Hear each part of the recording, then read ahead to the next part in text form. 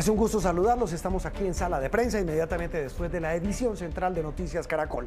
Y el tema, el que mencionábamos hace un instante en la edición central, pero más explicadito, más masticado, y sobre todo tratando de entender los efectos que tiene para el país y para el mundo político lo que está pasando en el Congreso con las reformas, las que plantea el presidente Gustavo Petro, su gobierno, y que pues están teniendo un trámite, digamos, difícil de entender. Por eso hoy hemos invitado a nuestro equipo político aquí en Noticias Caracol. Ellos aún siguen en el Congreso porque sigue calientico el tema. Han estado cubriendo todo el día lo que ocurre allí. Allí vemos a Nicolás Rojas, a Nicole Buitrago, a José Miguel Polanco, que sigue en plenaria. Lo vemos allí en el llamado pulmón de la democracia. Y está don Gabriel Cifuentes, nuestro analista de cabecera, para ayudarnos a entender. Se ríe con lo del pulmón de la democracia. No se ría, Gabriel, que sí es el pulmón de la democracia, mal que bien. Digan lo que digan los críticos, pero eso es el Congreso de la República. Don Gabriel, lo saludo primero a usted. Juan Roberto, muy buenas noches para usted, para todo el equipo y por supuesto para toda la audiencia de Caracol ahora. Como usted ya está fogueado y toreado en más de una plaza aquí en Noticias Caracol, le pongo una tarea ya rapidita. Deme un titular de lo que está pasando en el Congreso. Un titular, ¿cómo lo resumiría usted? El gobierno borra con el codo lo que hace con la mano. Bueno, entonces ya vamos a descifrar ese titular interesante. Arranco con la pareja que está en el centro de Bogotá. Eso, si ustedes me corrigen, en mis épocas de reportero, doña Nicole y don Nicolás, Nicole Buitrago, Nicolás Rojas, eso es el edificio nuevo del Congreso, ¿no? El que queda al frente del Capitolio, que está comunicado con un túnel. ¿En qué parte están ustedes? Y arranquemos hablando, quiero que muy rápidamente, muy charladito, como dicen las señoras, nos expliquen lo que está pasando con el trámite de estas reformas. Y quiero arrancar rápidamente, Nicole, ¿qué pasa con la reforma a la salud? ¿Qué ha sabido usted? Juan Roberto, estamos en la Comisión Séptima de la Cámara de Representantes. Aquí junto a Nicolás se acaba de dar ese debate importante y también definitivo de varios artículos. Ya fueron aprobados un bloque de ellos, específicamente 16, Nicolás. Esos artículos, Juan Roberto, son genéricos, digamos que tienen que ver especialmente con la atención primaria y cierta parte del personal de la salud. Nicolás, fue aprobado uno importante que tiene que ver con una de las facultades al presidente. Son dos las que se planteaban Nicole y Juan Roberto.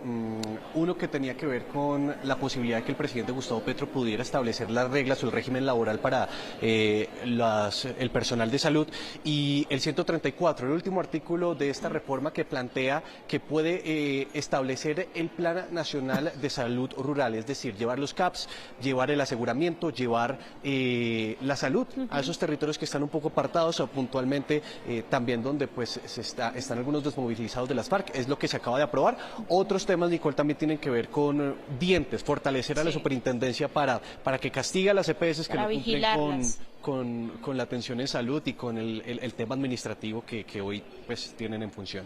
El tema de los votos, Juan Roberto, rápidamente, pues evidentemente la oposición pues en contra de este bloque de artículos. Mire, pero Nicole, sorpresas.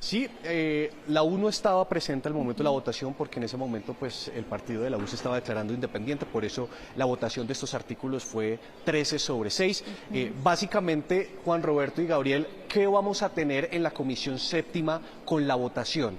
Como están hoy las cosas, los artículos que no tienen proposiciones y los que tienen proposiciones avaladas por el gobierno pueden pasar fácilmente con 15 votos. Solamente 3 partidos van a estar en contra, 6 votos en contra que vienen por parte de Centro Democrático, Cambio Radical, Nicole, y hablemos del Partido Conservador, que aunque los representantes quieren votar de forma positiva la reforma a la salud, no pueden, están con las manos amarradas. Están amarrados. Mire, estaba aquí haciendo cuentas, muchachos, pero antes de ir con Gabriel para este primer análisis de eso que ustedes rápidamente nos cuentan, es lo grueso, porque en la frase que utilizó en el chat de noticias, Nicolás, soy infidente, me encantó, que usted dijo, están pasando los artículos livianos, los light, es decir, los que no tienen mayor polémica, pero con lo que ha pasado hoy, una frase rápida de cada uno, ¿cómo está el proyecto de reforma a la salud? Es decir, ¿está quedando qué en esa iniciativa? Juan Roberto, la frase es: la reforma a la salud pasa en la Comisión Séptima. Pasa pero transformada, Juan Roberto. Un Frankenstein. Exacto. Puntos importantes se empiezan a transformar y más teniendo en cuenta lo que ha pasado en las últimas horas con esa petición de el grueso de la salud en el país, del grueso del sector que le han pedido al ministro, siéntese a hablar con nosotros para transformar los artículos que tienen proposiciones o empecemos desde cero con esas grandes líneas, pero básicamente pasa. Sí, es que Juan Roberto, hagamos las cuentas de la votación en la comisión poniendo el escenario más dantesco. Supongamos que se está votando el artículo de las funciones de las EPS. Sí. La votación va a ser 11/10 a favor de que se mantenga como está plasmado hoy en el articulado. Ustedes preguntarán por qué. Hay 4 votos del pacto histórico que ya están dados. Fijos. Hay un voto del Partido Liberal, hay un voto del Partido de la U, hay 2 votos del Partido Verde, hay 2 votos de curules y un voto de comunes. Ahí están los 11 que necesitaría eventualmente el gobierno para... Hace un 50-50. Sí, es que por photo finish, Juan Roberto se estaría definiendo esa votación. Sí, exactamente, 50-50. Entonces ese sería el escenario en los artículos polémicos. Eso es lo importante saber. Esos polémicos, ahí sí como dicen con la cabeza, díganme, esos sí o no. Esos no han pasado, ¿no? Ni siquiera los han tocado. Los gruesos. Eso me gusta, tan juiciosos con la cabeza. No han pasado. Gabriel Cifuentes, ¿por qué dice usted que con el codo está borrando el gobierno lo que ha hecho con la mano? Porque la reforma a la salud debía ser un ejemplo de cómo no tramitar o cómo no discutir un proyecto y parece que eso se está contagiando a los otros proyectos del paquete social.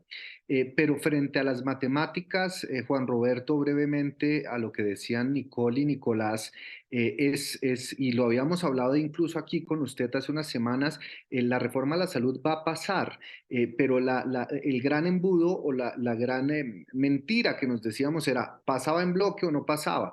No, va a pasar con unas reformas, pero tendremos que ver cuál va a ser la posición del partido de la U y de los liberales, porque los conservadores ya por ley de bancadas han definido su posición frente a los 3 artículos polémicos que básicamente se refieren a la elección de los ciudadanos de su EPS y cuál va a ser el rol de las EPS a futuro. 2, en plenarias las matemáticas vuelven y se rebarajan y va a ser mucho más difícil para el gobierno, así pasen en comisión séptima, hacer que esos 3 artículos sean aprobados en la plenaria de la Cámara de Representantes.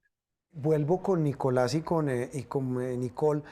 Me llamó la atención un calificativo que utilizó Nicolás. Dijo, lo que está quedando es un Frankenstein. ¿Por qué? O una colcha de retazos, Juan Roberto, porque a punta de proposiciones, en el debate, en las reuniones entre los partidos y los directorios, la propuesta original del gobierno, yo creo, Nicole, usted que también la analizó desde el primer día, desde que la radicaron en la Plaza Núñez, cambió más de un 70%, sí, más de un decir. 70%. El 30% es al que se refiere Gabriel, Juan Roberto, y tiene que ver con las EPS. Esos son los 3 artículos que tendrán que definir, porque el resto, sin duda, van a pasar. Ellos están de acuerdo con que se plasme la atención primaria, pero el problema, Juan Roberto, está en el aseguramiento, es decir, cómo se va a transformar ese concepto de asegurar a la población colombiana en un nuevo modelo de salud en donde las EPS sin duda sí desaparecen como actualmente están, se le quita casi el 90% de las funciones y pasarían a ser prestadores del servicio, es decir, prácticamente como una clínica y como un hospital, y eso es lo que también ha hecho ese llamado el gremio de la salud en total, los exministros incluso. Y la plata es lo que está en juego y el dinero. Es lo que ha generado un fuerte debate. Yo creo que también, Nicole, uno de los puntos álgidos se va a dar cuando debatan el porcentaje de la UPC que van a recibir aquellas nuevas EPS. ¿Qué es la UPC? Es como el pago que le dan, el monto que le dan o el pago que reciben las EPS por atender la gestión del riesgo financiero. Por la gestión cada del riesgo. usuario. Y el problema es que esa UPC no queda definida en la reforma, Juan Roberto, y tampoco se define la hoja de ruta. Actualmente la ADRES le paga a las EPS y las EPS pagan cerca de un 16% por cada uno de nosotros. Cada uno representa un 16% de ese presupuesto total, pero si no se define, pues no hay una hoja de ruta y lo que están advirtiendo es que no va a haber control del gasto. Claro, y ese 16% se estaría rebajando en el peor de los escenarios a un 5% y en el mejor de los escenarios a un 8%, y ahí es el debate que se está dando y por eso es que decimos que la propuesta original cambió sustancialmente. Bueno, ya guarden un poquito tomen un poquito de aire, un poquito de agua, ya vuelvo con ustedes, Nicole y Nicolás. Gabriel, esto que dicen ellos de esta colcha de retazos y donde falta esto grueso, como usted lo mencionaba, puede quedar definido políticamente cómo, y se lo pregunto no para que hagamos futurología, sino cómo está quedando el escenario político en este momento, cómo queda el gobierno, con qué margen de maniobra, tanto en la comisión como luego en las plenarias y luego en el Senado, para definir esos temas tan gordos y tan gruesos. Lo tenía, a inicio de semana lo tenía, porque Sí. había tenido un apoyo velado del partido de la U, había logrado con su estrategia fracturar el Partido Liberal y con la mitad de los liberales y con el partido de la U virtualmente tenía mayorías precarias que son las que se necesitan para pasar un proyecto de ley ordinaria como estas. Sin embargo, lo que está pasando en otra discusión con la reforma laboral puede que le esté empañando también el caminado de esos congresistas del partido de la U que iban a apoyar la reforma a la salud. El gobierno necesita al partido de la U y a la mitad de los liberales para poder cumplir con sus mayorías y aritméticamente poder pasar la reforma a la salud tanto en comisiones como en la plenaria de la Cámara. Bueno, ya volvemos a hablar de reforma a la salud porque quiero ir con la otra reforma, la que está también sobre el tapete y que hay un enredo político porque esa ni siquiera pudo ser radicada hoy. José Miguel Polanco ha estado muy pendiente, incluso anoche tuvo la primicia de los puntos claves de esa reforma que se suponía que radicaban hoy. José, usted está me corrige, eso es el salón elíptico, esto es la plenaria de la Cámara, usted nos cuenta, no, es la plenaria del Senado. ¿Qué pasa en este momento con la reforma laboral? ¿Cuál es, digamos, el estatus, la situación de esta que es la otra reforma gorda y que tiene unas polémicas de las cuales ya vamos a hablar, José? Juan Roberto, pues empiezan a agotar los tiempos y yo diría que esa enfermedad que tenía la reforma a la salud, que prácticamente casi la mata, parece que se le transmitió también a la reforma laboral porque hay división dentro de los partidos hoy independientes. Estamos hablando del partido de la U, el Partido Conservador y también por su parte el Partido Liberal. Como usted lo mencionaba, Juan Roberto, estaba citada hoy a las 7 de la mañana esa radicación. Ya estaba prácticamente lista esa ponencia que ya había sido organizada y pues ya tenía ese visto bueno por parte del gobierno nacional. Pero oh, sorpresa, los medios de comunicación vimos que la coordinadora ponente primero llegó sola y la acompañaba solo el viceministro de Trabajo. Nosotros nos preguntábamos, oiga, pero ¿dónde están los otros ponentes? Porque en total son 9, pero ninguno apareció. Nos empezamos a dar una vuelta por los pasillos del Congreso y nos encontramos a la gran mayoría de ellos que estaban reunidos en una oficina, y era en la oficina el representante del partido de la U, Víctor Salcedo, y les preguntamos, oiga, pero ¿qué pasó? Pues si ustedes estaban ya también participando con sus proposiciones y sus modificaciones en este proyecto, ¿por qué no la acompañaron? Nos dicen, primero, nunca nos pasaron la ponencia, se crearon nuevos artículos y nosotros ni sabíamos. Nuestras proposiciones, presentamos proposiciones a todos los artículos y muy pocas fueron acogidas y nosotros no la firmamos, no la apoyamos. Eso obviamente generó que se cancelara y se aplazara hasta las 2 de la tarde del día de hoy la radicación. La misma coordinadora ponente, María Fernanda Carrascal, dijo, vamos a citar una reunión con la ministra de Trabajo ahorita, y mientras que se estaba votando la reforma de la salud, nosotros estábamos en las oficinas de la parte baja de la Comisión Séptima de la Cámara de Representantes y allí vimos a la ministra de Trabajo y los ponentes reunidos y bueno, se llegó a la conclusión de que no se va a radicar el día de hoy y se va a dar durante el resto del día de hoy y mañana por la mañana un plazo para ver si se pueden llegar a esos consensos y a esas matemáticas que son necesarias para aprobar un proyecto tan importante para el gobierno del presidente Gustavo Petro. Bueno, don Gabriel, este reporte de José Miguel pues muestra, como él dice, un panorama muy enredado para la reforma laboral. En este punto, a estas alturas, ¿cómo ve usted el panorama de esta reforma que tiene unos temas gruesísimos y unas polémicas enormes? Director, aquí se aplica la fórmula de la doble T, la torpeza y la tosudez. La torpeza de no haber aprendido dentro del proceso del paquete social las sensibilidades y el manejo de los partidos mayoritarios que necesita el gobierno para poder tramitar sus reformas, y la tosudez en entender o no entender que es necesario sentarse a concertar. Es decir, persiste todavía la idea de que si las reformas no se tramitan como han venido siendo presentadas por los coordinadores ponentes, se desbarata esa idea del cambio, se desbarata la idea de las transformaciones, cosa que habría que reevaluar. Yo creo que además hay un ingrediente fundamental, Juan Roberto, frente a la reforma laboral que venía teniendo menos resistencia de la salud, y son el informe de Fedesarrollo e incluso las declaraciones del mismo director de la Junta del Banco de la República, en donde se alerta sobre los riesgos y sobre las incertidumbres en materia de costo fiscal que podría tener la reforma, y eso por supuesto genera temores en los partidos y le pone también trabas a las discusiones y a la aprobación. Pero sin lugar a dudas, lo que pasó entre anoche y esta mañana es simplemente un acto de torpeza de la coordinadora ponente que puede poner en riesgo esas mayorías que estaban más o menos consolidadas para el primer debate de la reforma laboral.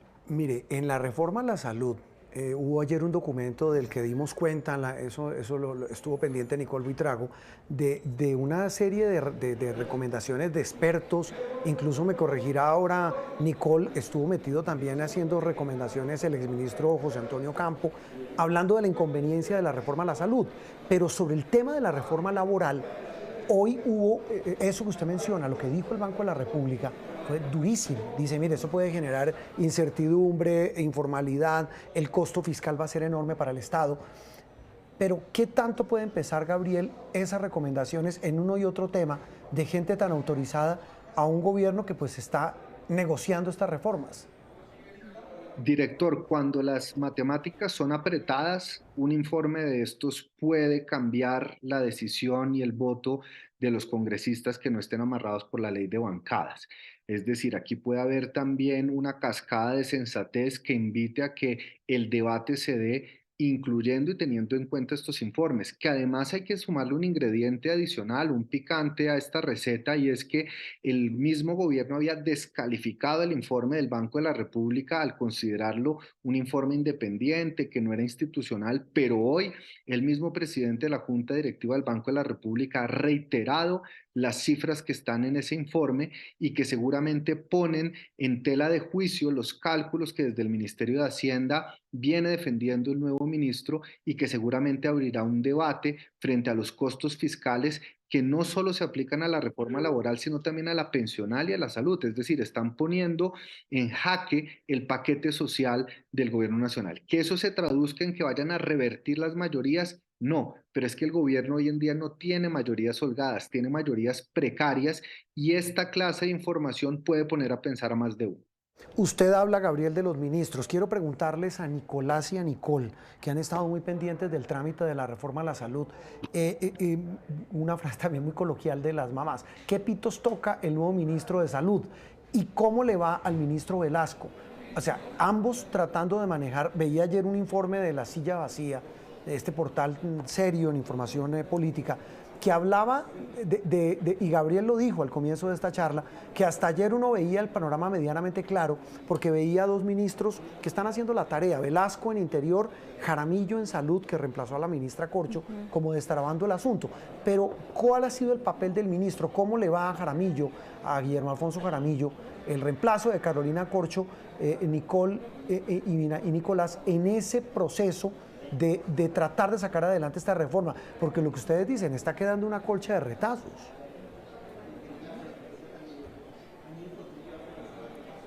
Juan Roberto, el ministro de Salud, Guillermo Alfonso Jaramillo, se puede decir que es un ministro que dialoga, pero no que actúa. Y esta frase la usaron precisamente todos los que se reunieron ayer, los 62 firmantes de ese pacto por un mejor sistema de salud en Colombia, y dijeron, el ministro llegó con la voluntad de diálogo, con la voluntad de escucharnos, pero realmente eso no quedó plasmado en el papel, no llegó aquí a las proposiciones, no llegó al articulado, y por lo menos a los artículos que hasta el momento se han discutido. También han dicho que el ministro, aunque quiere dialogar, pues ya no puede hacer demasiado frente a la modificación del articulado, por eso le han pedido, siéntese, dialogue y empecemos desde cero, retire el proyecto de reforma a la salud y volvamos a construirlo entre todos, porque Juan Roberto, el 98% de quienes están firmando este acuerdo pues tiene que ver con todo el sector salud, por el lado del ministro del Interior. No, y Velasco ha tenido un papel fundamental, también el margen de maniobra ha sido muy estrecho, pero que ha tenido resultados positivos. El primero es que ya se aprobó una parte del articulado, no son los artículos gruesos, pero sí permitió que se iniciara el debate e hizo algo muy importante con el Partido Liberal y el Partido de la U. En un principio estaban cerrados en apoyar la iniciativa. ¿Se acuérdese cuando se votó la ponencia que de los 4 representantes liberales, 3 votaron en contra? En materia de la U, 1 se retiró, otro votó en contra, y ya vemos que esos 4 o 5 votos, contándolos en total, pues ya están por lo menos para aprobar los artículos que no tienen modificaciones. Exacto. También hemos visto un trabajo del ministro de Salud pues con cada una de las bancadas. Incluso les cuento un chiste que me decía Catherine Miranda en una reunión que tuvieron. Nosotros le estamos diciendo que le meta un arbolito de Navidad al articulado y él dice que sí, pero no lo vemos reflejado. Entonces, a todos sí. Incluso ahorita en el debate dijo que se va a sentar con los 62 miembros que firmaron ayer, que se sienta, pero exacto, de ahí a que eso cambie. No, y es que tengámoslo también del otro costado, Juan Roberto y Nicole, es que su presentación en el Congreso fue muy política. Él dijo, sí, eso fue Sanador y Garrote, porque él dijo, tengo la medalla del Congreso, pero este acuerdo no se va a firmar por las pretensiones de los líderes de los partidos. La reforma a la salud tiene que avanzar y lo más probable, Nicole, es que graneadito y lento, esta semana ya tengamos por lo menos el texto aprobado en comisión. Exactamente, y se va a volver a reunir un dato con Dilian Francisca. Esperemos a ver qué pasa, porque la U ha sido el partido que más tiene proposiciones, 6 puntos, 6 líneas rojas, que son el grueso de esos articulados que no han sido modificados. Y son los votos que están haciendo la diferencia hoy en comisión. Bueno, ¿les queda algo para agregar? No, mentira, es molestando, mamándoles gallo, lo contaron todo. Muchas gracias, Nicole, Nicolás, muy amables por habernos acompañado. Gabriel, para cerrar este capítulo de la reforma a la salud, quiero, y lo invito a usted y también a nuestros compañeros, a nuestros televidentes, a ver este trino. No sé si esa actitud, digamos, conciliadora y complaciente, al menos en el papel del ministro Jaramillo, explicaría este trino que voy a leer. Lo colocó ayer. Ya tiene 130 y casi 4.000 reproducciones de la hoy exministra Carolina Corcho. Ella no pone nombres, pero lo leo y quiero su interpretación para tratar de entender el papel del nuevo ministro de Salud. Dice Carolina Corcho en Twitter, la coherencia es uno de los valores supremos de la política, es lo que construye credibilidad. Cualquier variación de postura debe ser explicada al electorado con absoluta claridad y transparencia. Actuar de manera encubierta no es ético ni estético, ni debería ser la política. ¿A quién cree usted que está definiendo la ministra o exministra? Gabriel.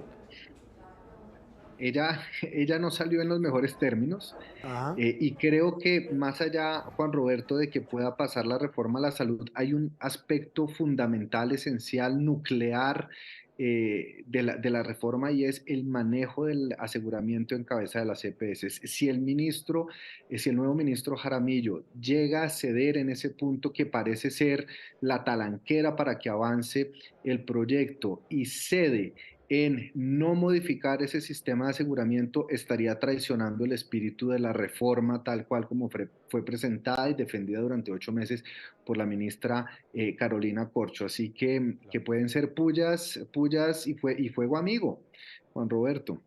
Es que es esa, tal vez yo creo que yo comparto con usted la interpretación, es fuego amigo de alguien que no salió bien.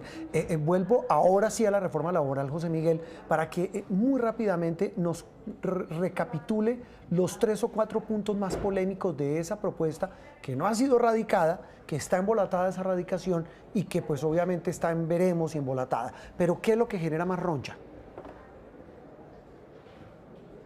Bueno, Juan Roberto, primero partamos de que son 79 artículos, 39 acordados, o sea que no tienen proposiciones, que ya hay consensos, que pasarían en un bloque en caso de que se ponga a consideración por parte de la Comisión Séptima de la Cámara de Representantes, pero hay todavía 38 artículos abiertos, sin consenso, sin acuerdos y que han generado malestar en diferentes partidos políticos, sobre todo el partido de la U, conservador y liberales. Primero tenemos que hablar del tema de las plataformas digitales digitales y esa obligación que tendrían los trabajadores de estas plataformas digitales para que pues paguen su seguridad social. Ha dicho el gobierno nacional, oiga, es que no vamos ni a vincularnos, ni van a tener que cumplir un horario, se les va a dar un trato especial, una contratación especial, ellos tendrán flexibilidad horaria, también van a poder trabajar en las plataformas que ellos deseen, pero tienen que pagar su seguridad social. ¿Qué dice la agremiación de las plataformas digitales? Dicen, con esto los van a formalizar y se van a perder aproximadamente 150.000 empleos, y esos empleos se pierden y los empresarios pues van a dejar de realizar este tipo de servicios, o mejor, prestar este tipo de servicios. Hay un artículo que ha generado también mucha discusión, Juan Roberto y Gabriel, y tiene que ver con los trabajadores migrantes que tendrían las mismas condiciones laborales que los trabajadores colombianos. Es decir, que si una persona proveniente de otro país está indocumentada en Colombia y es contratada por una empresa, pues se le va a pagar el salario mínimo, todas sus prestaciones sociales, tendrá derecho a vacaciones, pero bueno, ahí es donde también hay alerta y preocupación, porque dicen, ¿dónde quedará entonces también las garantías para los trabajadores colombianos? La explicación del gobierno es que dice que los trabajadores extranjeros pues obviamente son más económicos porque no se les paga prestaciones, no hay que pagarles vacaciones, y por eso también se está dejando contratar mucho colombiano. Entonces dicen, es que esto lo que busca es que se alineen, digamos, esas cargas y los dos queden con las mismas condiciones. También se va a crear el tema de la jornada de los campesinos, con los que se busca la formalización de 500.000 empleos, y la roncha más grande que hay en este articulado presentado por el Gobierno Nacional tiene que ver con los recargos nocturnos, los festivos y dominicales, porque conocimos cuánto le costaría eso a las empresas. Mensualmente le costaría aproximadamente 159.000 millones de pesos, que eso se traduce al año aproximadamente 2.5 billones de pesos para los empresarios. Los empresarios dicen, eso es mucha plata, pero ¿qué dicen las centrales obreras y el gobierno? Sí, a ellos se les va a tocar gastar 2.5 billones, pero reciben 100 billones de ganancias trabajando. Entonces no es mucho lo que pierden. Entonces ahí está la pelea, el tire y afloje con estos artículos. Ese es el debate. José Miguel, gracias también. Lo despido, lo dejo seguir trabajando a esta hora en el Congreso, a esta hora de la noche. Y me quedo con Gabriel para una reflexión final sobre todos estos temas. Y es el papel del presidente, que pues tiene a sus alfiles, a sus nuevos ministros moviéndose. Bueno, en este caso la ministra de Trabajo, está el ministro del Interior, Velasco, pero más allá de eso, el papel del presidente y lo que viene de aquí en adelante, porque o viene un proceso de, yo no sé si la palabra sea correcta, pitufeo o menudeo político con cada congresista, o un tema ya de enfrentarse a unas bancadas que dudan en jalarle a reformas tan fuertes y tan gruesas. Esa reflexión lo lleva a usted a hoy hablar de qué papel va a asumir el presidente Petro. Vea, Juan Roberto, tres cosas. Lo primero es que si las reformas no pasan este año, y este año también hay elecciones regionales, el resto del gobierno va a ser perdido en términos legislativos porque son reformas muy gruesas. Lo segundo es que el pitufeo, el lentejismo, el uno a uno, tiene su límite. No va a poder sacar el paquete de 35 reformas que quiere a partir de negociaciones uno a uno. Y lo tercero final, que creo que es lo más importante, es este gobierno ha puesto al país y a la opinión pública a hablar sobre transformaciones necesarias que no habían estado en la agenda pública, y eso ya es de por sí un gran avance, pero se ha quedado en la promesa de las grandes transformaciones y ha desconocido que en el Congreso también hay una pluralidad de voces más moderadas, de oposición, que pueden obstaculizar ese primer paso, ese tránsito para lograr esas transformaciones que en un mediano o largo plazo se podrían hacer. O sea que el presidente está siendo víctima de su propio invento, no se ha podido bajar del discurso, si se quiere, ultra transformador, y entender que a lo mejor esas transformaciones no se van a dar en 2 legislaturas, pero que él sí puede sembrar la semilla para esas transformaciones y que eso ya sería un gran avance. Pero creo que esta segunda opción no la tiene aún contemplada el presidente de la República, y es por eso que también le da rienda suelta a sus ministros, que además ha escogido de su guardia petroriana, que están representando esa agenda legislativa en el Congreso. Bueno, ese es un análisis que tiene muchas puntas, muchas aristas. Nos queda una, pero el tiempo nos agobia después. Si quiere, con un reto. Está bueno usted titulando, luego le va a traer al noticiero a titular. Tal vez eso podría explicar un poco, no sé, esa hostilidad del presidente con la prensa en un titular. Sin lugar a dudas. Yo creo que el presidente considera que hay muchos contrapoderes. El presidente fue elegido por una sumatoria de voluntades. Él no fue elegido en primera vuelta, él no tuvo mayorías holgadas para llegar a ser presidente y llegando al gobierno siente que hay contrapoderes, los organismos de control, las cortes, a quien también ha hecho desplantes, los medios de comunicación y lo ve como obstáculos, pero pilas, Juan Roberto, los ve también como posibles excusas de inejecución o de incumplimiento, es decir, de aquí a 6 meses o de aquí a un año va a poder encontrar culpables en las cortes, en los organismos de control, en los medios, en las oligarquías, en los sectores económicos. Y eso creo que es un discurso muy peligroso que no se debe cultivar desde ahora. Decir la frase que hemos manejado muchas veces aquí y solo, ahí sí como les dije a ellos, respóndame con la cabeza así, la frase de él que va a decir, yo quise hacer reformas pero no me dejaron. Puede ser, ¿no? Ah, qué juicioso, don Gabriel. Bueno, Gabriel, chao, lo dejamos. Un abrazo. Muy amable. Gabriel Cifuentes, analista de Noticias Caracol y de Caracol Ahora. Los dejamos, terminamos hoy Sala de Prensa. Feliz noche para todos.